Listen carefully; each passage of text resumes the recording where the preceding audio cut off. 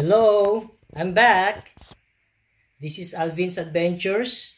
So today ang ating re-reviewin ay mga McFarlane toys based sa movie na Corpse Bride ni Tim Burton.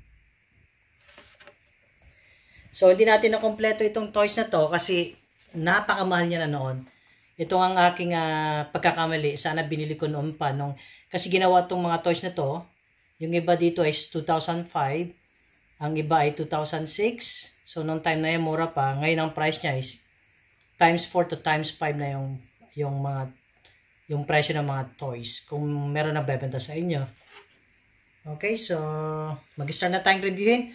Ang start natin kay Corpse Bride at saka kay Victor.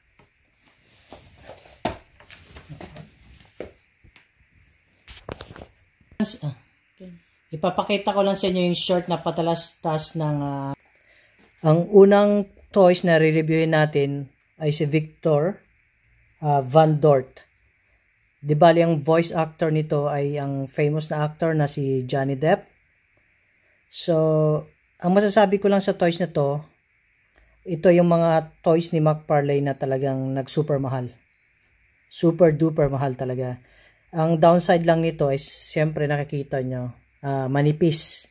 Dahil yan yung animation na nagawa Manipis ang mga parts, kaya for me, maganda lang to pang display. Kasi may potential na masisira Pag nakikita nyo yung muka nitong action figure nito, front, side, at saka talagang back ay talagang yung image talaga perfect na likeness nung nasa animation na Corpse Bride na si Victor. Tingnan nyo maigi, pati yung eyes, hair niya, kuwang-kuwa. Ang head niya neck niya ay may articulation din, pero dapat talagang super ingat ako dahil baka masira especially nagmahal na tong toys na to. Pag nasira ko na to, hindi ko na ma-afford na bumili ng kapalit. Ang arm niya, ang elbow niya may articulation din. Tapos ang wrist niya, wala. Dito sa left elbow niya may articulation din. Saka yung knee niya. Both may articulation. Yan, papakita ko ng close sa inyo at saka may stand siya. Di bali natatanggal tong action figure sa stand niya, pero talagang super ingat po tayo. Ayaw ko nang pili basta natatanggal yan, pinasok ko lang may butas dyan, pero super ingat ako baka masira fragile siya. So ito yung stand niya. So, hard ang stand. So, PVC. Ang color niya, magaling ang pagka-color. Anong masasabi mo dito sa kanyang stand? Amy? Inday, anong masasabi mo? Ganda. Para siyang, dati niya yung mga parang stone na flooring na malalaking stone. Okay. Looks creepy. Yan naman ang mga movie ni Tim Burton saka mga character ng kanyang movie, mga creepy. Saka yung color niya, mahilig si Tim Burton sa mga dark colors. Tapit ko lang yung hands niya. Yung hand niya, papakita ko sa inyo yung pagkagawa. Napaka-detail talaga. Yan. Saka yung clothes niya. Makikita niyo mga buttons. Kasi itong nabili kong set is ito yung version ng 2006 na Vox set na kasama niya si Emily, yung Corpse Bride. So, around second hand, ang pinakamura ko nakita is around 120 pounds. So, magkano yun? So, 120 pounds pa nabili yan? Hindi. Nabili ko to sa bidding noon, pero matagal na. Nabili ko ng mga 30 pounds. So, last 2 years ago o 3 years ago. Ngayon, 120 na siya? 120 kasi bidding lang yun, naswertehan ko lang kaya kinuha ko. Dahil mahal na talaga siya. Dahil lang toys, as sinabi ko nga, habang tumatagal pag wala nang mabili, doon na nagmamahal ang mga toys. It's like an investment. Yep. Ang pagsisisi ko lang, noong 2006 na release to, mura lang yung toys na to, hindi ka mahalan, hindi ko binili kasi priority kong bilhin yung ibang toys. But it turned out yung nabili ko, hindi tumaas ang price, itong mga tumaas. So, yan ang mga, comments sa toys Hindi mo alam kung sino magmamahal. So, included kay Victor na action figure, included tong yung dog niyang si Scraps. Ito fragile din ng toys na to, kaya ingat din kayo. Okay?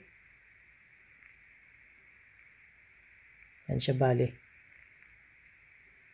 Sa movie na yon, si Scraps bali, actually is dog ni Victor.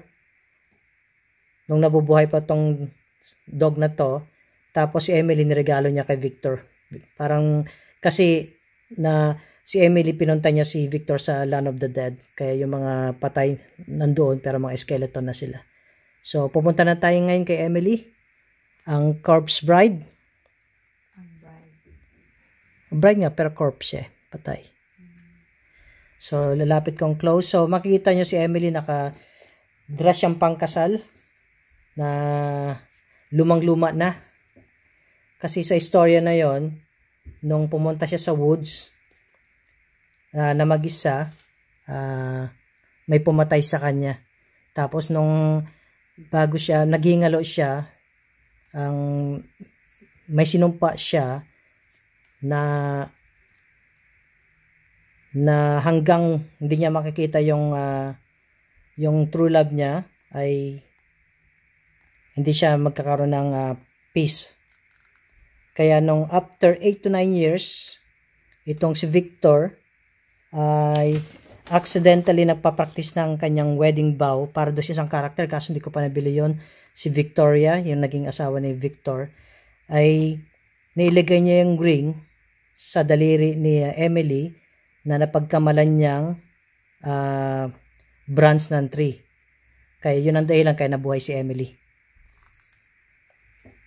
Ito, papakita ko sa inyo. Napaka-detailed ng muka ng action figure na to. Lovely color. Ang ganda ng color. Kikita nyo may mga scratch dito. Yung eyes niya, lips pero red Ginawang red dito pero actually naagnas na yung katawan niya Tingnan yung sa may right abdomen niya, kikita nyo na yung mga ribs. So, chest pala, nakikita nyo na yung mga ribs. Tapos yung left arm niya compared sa right, itong left arm, wala na, skeleton na lang, bungo na lang bali. Kikita nyo yung legs niya rin, bungo na yan, skeleton. Sa right, sa left, meron pa rin flesh na naagnas. She's still sexy. Oh, sexy, maganda to Tapos, papakita ko sa inyo yung back. Ang galing ng pagkagawa. Long yan. Hindi, ano to, yung dress niya. Itong veil niya, napaka-soft lang. Pwede, parang rubbery. Rubber lang siya. Pero tong sa hard na tong sa ilalim ng kanyang wedding dress.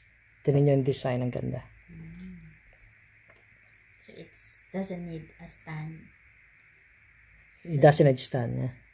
Sa dress mo, sa tomato.